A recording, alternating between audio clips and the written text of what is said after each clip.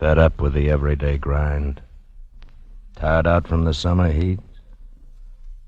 Want to get away from it all? We offer you Escape.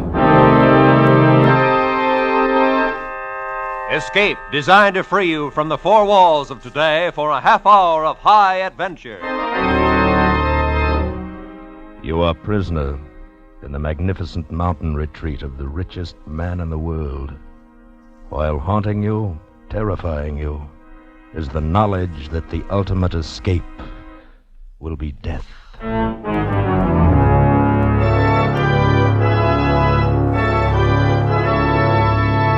Tonight, we escape to an isolated Montana plateau and the strange secret of a stranger family, as F. Scott Fitzgerald told it in his fantastic story, The Diamond as Big as the Ritz.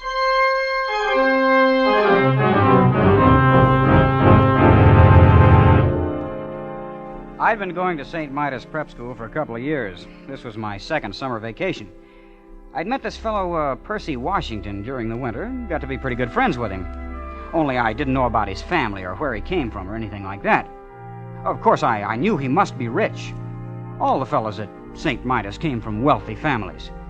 So when he invited me to spend the summer at his home out west someplace, that was okay by me. We'd been on the train overnight when he first mentioned it. I don't even remember now what led up to it. We'd been talking about first one thing and then another. Percy, exactly where is your home? I mean, you bought the train tickets. It's in Montana, sort of a Montana? little place. Oh, yeah. Pretty wild country, isn't it? Some of it is. Now, you take Hades, Missouri, where I come from. It's been settled for 150 years. One of the first towns on the Mississippi River. Indeed. Oh, sure. That's very interesting. I sure do appreciate you're not making jokes about it the way some of the fellas do when I say I come from Hades.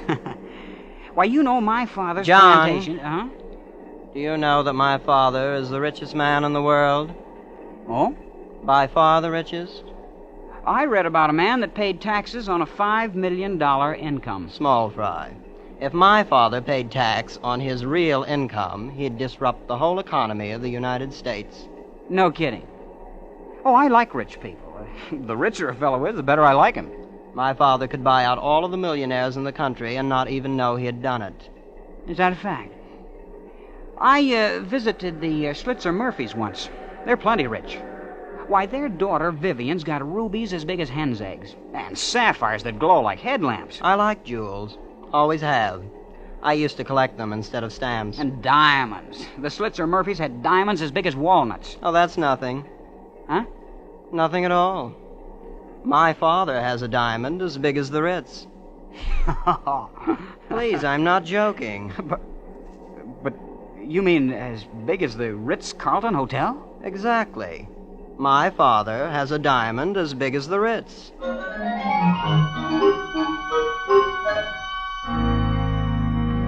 We got off the train about dusk at a little whistle stop called Fish, Montana. There wasn't anything there, not even a station. Just a broken-down old buggy and 4 or 5 sheep herders lounging beside the track, and I suppose wondering who we were. Anyway, Percy and I climbed into the buggy, and without saying a word, the driver cracked his whip, and off we went.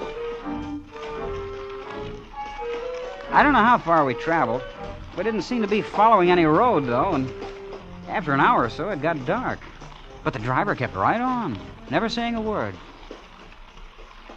I hope you'll pardon this inconvenience, John, but we have to take certain precautions, you know. Oh, that's all right. Anyway, we're almost there. You're, home, you mean? Oh, no, to the place where we consider it safe to transfer. A transfer? What do you mean? Oh, there's the signal now. Headlights. Pull up the horse, Absam. Here we are. An automobile, but how? There's no road. Oh, this car's special built. Doesn't need roads. Welcome home, Master. Good evening, Gigsum. Come on, John. Let's get in. Gosh, this car, what's it made out of? Silver? No, platinum. Those are emeralds in the hubcaps. And the upholstering, it's fur. Mink. You're ready, Master? Anytime, Gigsum. You've probably noticed the exceptional brightness of the headlamps. The lenses are cut from diamonds. Boy, what a car. This old junkie, we use it for a station wagon.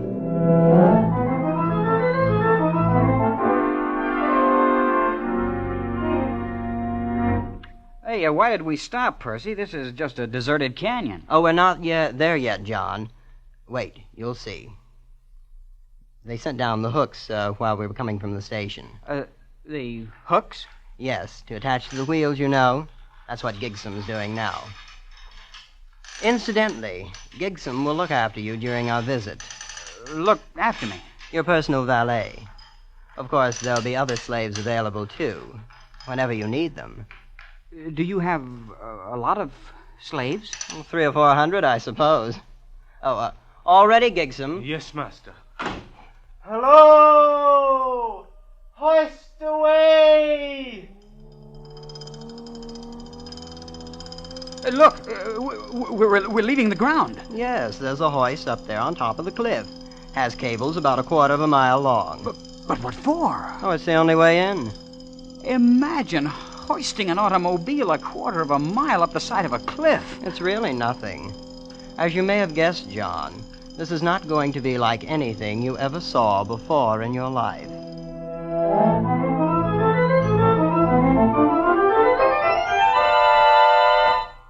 Well, John, there it is. That's your home? It's magnificent. Palatial. It's not bad. How big is it? I think it's around 140 rooms, but Father may remember exactly. Then, of course, there are other buildings, slaves' quarters and things. Why hasn't anyone ever found out about it? This place, I mean. Well, for one thing, it's the only 5 square miles in the United States that have never been surveyed. Why not? Oh, things were arranged. I don't see how that's possible. Believe me, it hasn't been easy. I understand Grandfather had to bribe 3 government bureaus, a vice president, and half of Congress once to keep the place off the maps. But somebody surely stumbled onto it, prospectors, people like that. Oh, yes, that happens occasionally. Then, of course, we have to arrange things. You mean... Not always. Usually we just take them prisoner and keep them, like the aviators. Planes come here? Once in a while they fly over. Of course, they never get away. We have 9 anti-aircraft batteries around the hills. You shoot them down? Oh, yes, great sport. It does upset Mother a bit. And there's always a chance one might get away. That's Father's greatest worry.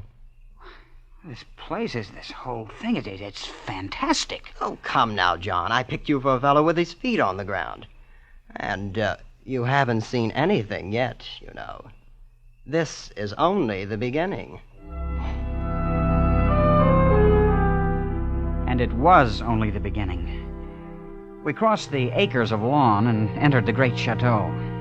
And from that moment on, vision upon vision tumbled together in a gigantic kaleidoscope of color, symmetry, and exquisite harmony. There were corridors lined with gleaming crystals lit by lamps cut from emerald, and great halls carpeted with chinchilla fur and ermine. And there was a white-haired man, pink-faced and very pleasant, who was Percy's father. And Percy's mother, a lovely lady with dark hair piled high on her head like a fragile queen. Soft music came from hidden places. Perfumes filled the air. Exotic foods and wines more rare than pearls. I thought there could be no more nor greater wonders. I was wrong. There were many more and greater ones. And one of them I discovered the next morning in the garden.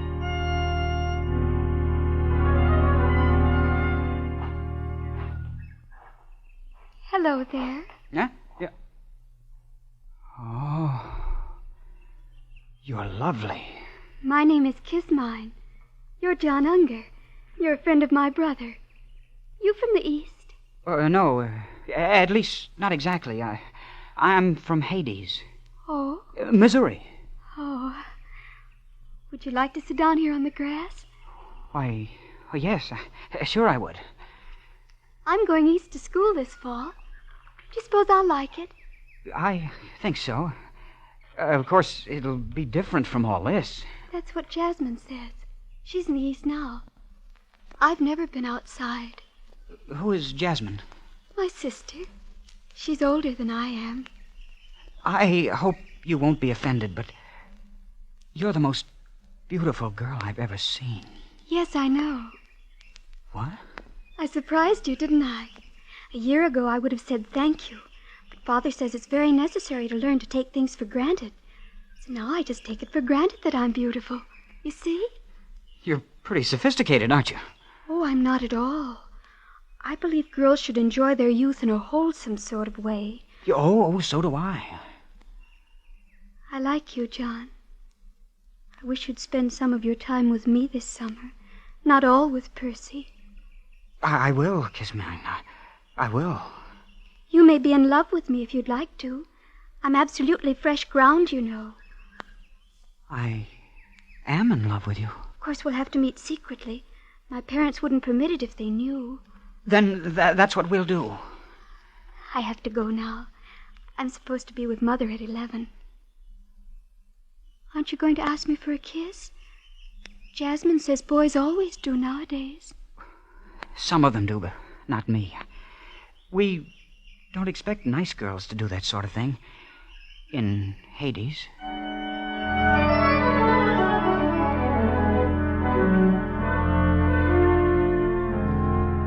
It was a funny thing. Percy's family were polite, friendly, always smiling. And yet all the time I had a feeling that some terrible and golden mystery lay hidden just around the corner. A few days after I'd met Kismine, Percy remarked casually that an unusual event had occurred. A man had escaped from the cage. I didn't know what he meant then, but the next morning I was walking with Percy's father on the grounds of the estate. Mr. Washington, Percy said something about a man escaping from the cage. I didn't quite get it. The cage, well, perhaps you'd like to see it. This might prove interesting, just as a novelty. It's over there. These trees, they're 60 feet tall, and they have roses blooming all over. Yes, it's a rather interesting development by a Swiss botanist. These are the only ones in the world. Oh, I'll be darned. Although I suppose you'll see them all over the country in a few years. No, these are the only ones. That was arranged.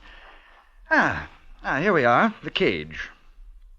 It's a pit dug in the ground, and a grating on top. Oh, yes, it's not really a cage, except in a certain sense.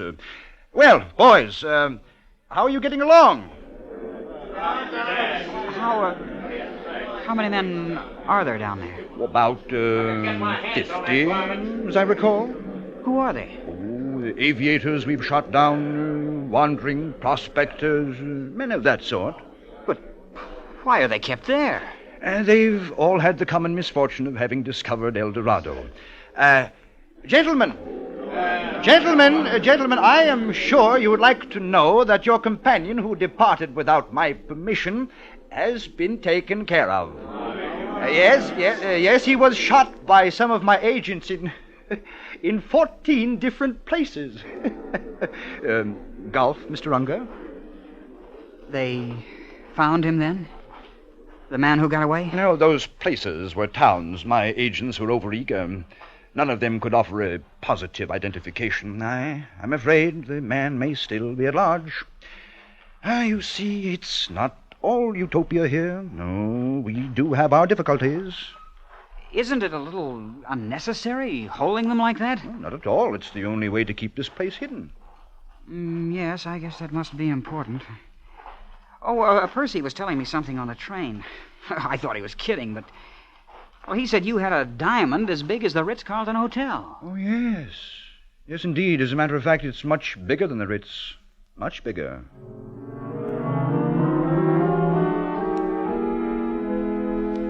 Well, summer went on. I was more and more in love with Kismine.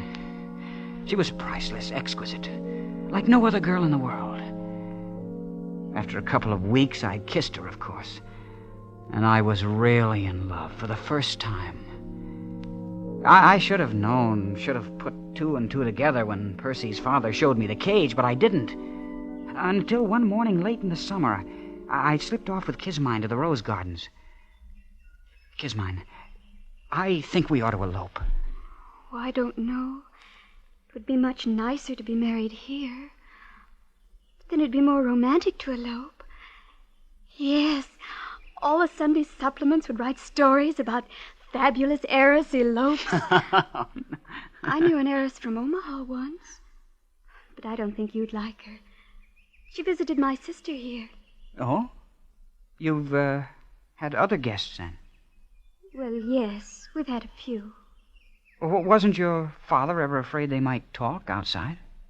Well, to some extent. Let's talk about something more pleasant. What's so unpleasant about it? Well, I grew quite fond of some of them. You mean they told? And your father... They didn't get a chance to. Father had to be sure. But that's murder. Well, what else could we do? In the cage, they'd have been a constant reproach to us. And Father does it so nicely. They're always drugged in their sleep, and we tell their families they died of scarlet fever in Butte. I'm not sure how that affects the statistics there. Of all the horrible... It is not. After all, it'd be terribly boring here without ever having anybody. Why, Father and Mother have sacrificed some of their best friends. You're no better than... That's what they plan to do with me, then. Couldn't you try to forget it? Be nice to me until you're put away. It's only for 2 or 3 weeks. You'd go on this way, kissing, talking about love, when you know I'm not much better than a corpse. You're not a corpse. You're not. I won't have you saying I kissed a corpse. That wasn't what I said. You did, too. I did not. You said that... Now, just a moment. Father. Who kissed a corpse? Nobody. We were just joking. Now, you two haven't any business here anyway. Now, Kismine, go read. Go play golf. Now, don't you let me find you here when I come back. Yes, Father. Yeah. Good day, children. You see, now he knows you've spoiled everything. You don't really love me. Kismine, you... Oh, what's the use? What if you are rich and have this place? Why would it be so terrible if anyone found out about it? Why, it's on account of the diamond, of course. Diamond? What is this diamond all of you talk about? Well, it's...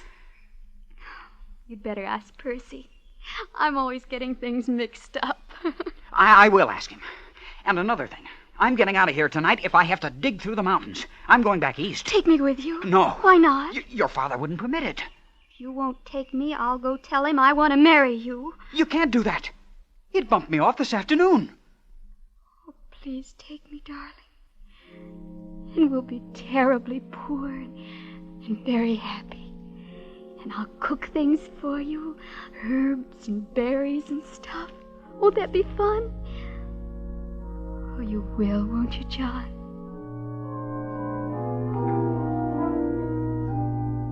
Well, my head was really in a whirl. This whole thing was fantastic. And so was the family. Even Kismine. I couldn't think of anything to do, but I rushed to see Percy. But, John, why didn't you ask me before? Because I thought you were kidding all the time. I know. You wouldn't believe me if I'd told you. I'm ready to believe anything now. Well, it was my grandfather who started the whole thing, purely by accident. He came out here from Virginia after the war between the states and stumbled onto it. Onto what? The diamond, of course. That's what made all this possible. Grandfather spent 2 years going around to different cities of the world selling bits of it. Then he started building this place. He put his money into jewels, but Father found that radium took up much less space. But why the secrecy? Oh, it just wouldn't do if anyone found out. Ruin the whole economy of the world. The thing's too big.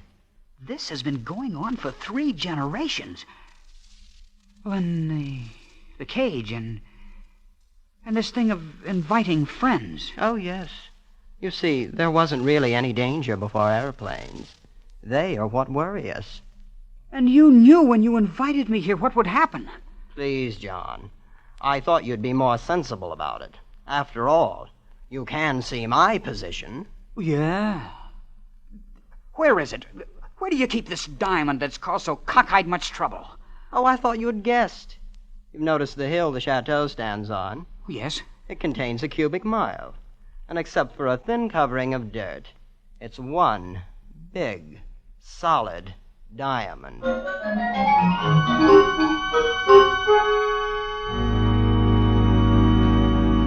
It was nearly midnight. I didn't know what awakened me, but all of a sudden I was staring across the patches of moonlight, spotting the ermine carpet of my bedroom. Staring at 3 slaves I'd never seen before. They just slipped inside the door and stood there, each with a vicious length of shiny copper wire. The official executioners. I lay there on the bed watching them, counting heartbeats, not daring to move, not daring not to move. They didn't know I'd wakened. They began edging across the room. Come on, all 3 of you. There's no time now for this. All hell's broken loose. Hurry. I took one long, deep breath. The first one in several moments. Then I was out of the bed in an instant, throwing on my clothes and dashing through the long crystal corridor to Kismine's room. Kismine, are you awake? John, over here by the window. So they woke you up, too. If you mean 3 of your father's slaves... No, airplanes. Airplanes. So that's what it is. At least a dozen. I saw them crossing against the moon. Look, they're circling way over there. You think they're here on purpose? Oh, yes. They dropped warnings to Father. It's that man who got away from the cage, you know. Good for him. Yes, wasn't he clever? I think we'll open up on them any second now. Open up? Yes, our anti-aircraft. Oh, this is going to be thrilling. Thrilling? Oh, look, they're in range now. Bravo! Bravo! Kismine, get away from that window! Good heavens. Did you see that? Yes, and we've got to get out of here. Can't you understand? There's a little grove of trees across on the side of the mountains. We always keep one of the cars there. We'll have a nice view of everything. A nice view? Kismine, you don't seem to understand. They mean business. They're out to finish off you and your whole family. But it all seems so silly. Or when you come right down to it, they've never even met us.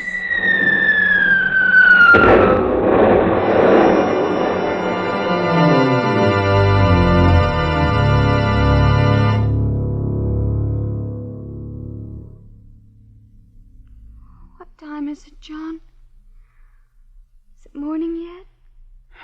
I don't know. I've lost my watch. Seems to be getting lighter, all right. It's quieter, too. Your guns. They're knocked out. Every last one of them. It won't be long now. It seems such a shame. The family put so much work on the place. Everything's always been so pleasant. Yeah. You better get some sleep, Kismine. I'm going to walk down the path a little ways. You'll come back. Yes, Kismine. I'll come back. At the edge of the wood, I stopped and looked out across the valley toward the wrecked chateau standing on its diamond hill. And then suddenly 3 men appeared, bearing a heavy burden among them. It was Mr. Washington and 2 of the slaves. All right. This is far enough. We'll stop here. Now, hoist it up and hold it there. Both together now. Easy now, easy. The burden they held up to the heavens was an immense diamond. Now, you out there. You there. I could see no one else anywhere in view. You, above there. I want you to understand this is only a sample. I'll give you 1,000, cut as fine, set in pedestals of platinum. And I'll build you a temple 1,000 feet high, cast of solid gold. And on the top of it, I'll put one diamond 100 feet across. A thought began to dawn on me. I couldn't believe it. I'll letter your name in the temple in emeralds. And I'll see that the whole world worships at its base. All you have to do is make everything the way it was before. Mr. Washington was offering a bribe to God.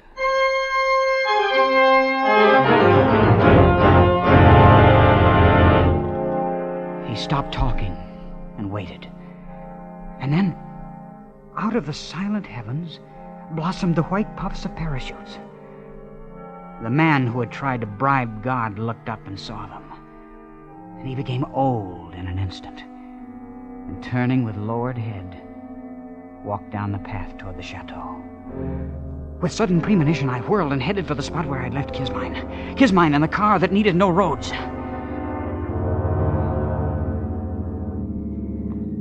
Haven't we gone far enough, John? I suppose. We're 10 miles from the chateau. It's all so hectic. This rushing about and losing sleep and everything. Hand me those field glasses. Here they are. You see anything? No. Oh, wait. What is it? It's your father and mother. And Percy. They're going into a tunnel down below the chateau. They've got an underground escape. No. No, I remember now. The mountain's wired. Some kind of an atom bomb. Atom? Atomic bomb? That's it. Father's had it for years. He always said it would disintegrate the whole works, diamond and all. Of course, he only regarded it as a last resort. So he'd rather have it like that. They're all inside the tunnel now. I can see the troopers moving in.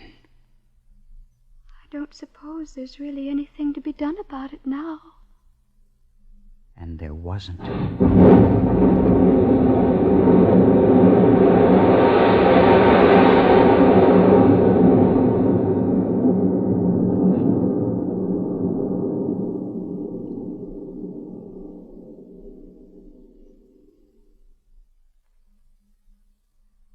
I keep thinking about things the way they were. It was all so pleasant. I don't suppose it'll ever be exactly like that again. Not ever, Kismine.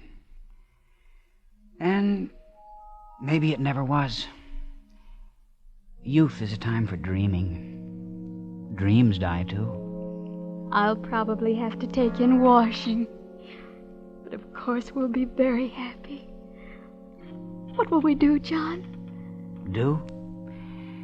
Oh, we can love a while underneath the stars. That's a form of divine drunkenness we can all try. And then there may be other diamonds in the world, who knows? And even though it's a shabby gift, there's always disillusion. Turn up your collar, Kismine, before you catch pneumonia. Let's go to sleep.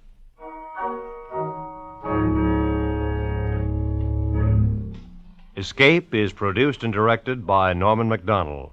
Tonight we have brought you The Diamond as Big as the Ritz by F. Scott Fitzgerald, adapted for radio by Les Crutchfield, with editorial supervision by John Dunkel. In tonight's cast were Sam Edwards, Peggy Weber, Danny Merrill, John Daner, and Don Diamond. Special music by Ivan Ditmars. Next week. Each time you fall asleep, you find yourself dreaming the same strange dream, one in which you live out your life in the distant future, and always a hideous fate moves closer to you, a fate from which you cannot escape.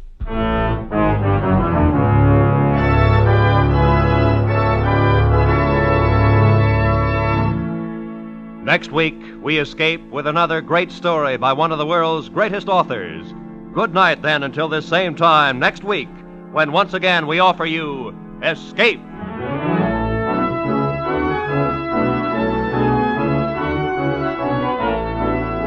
This is Roy Rowan speaking for CBS, the Columbia Broadcasting System.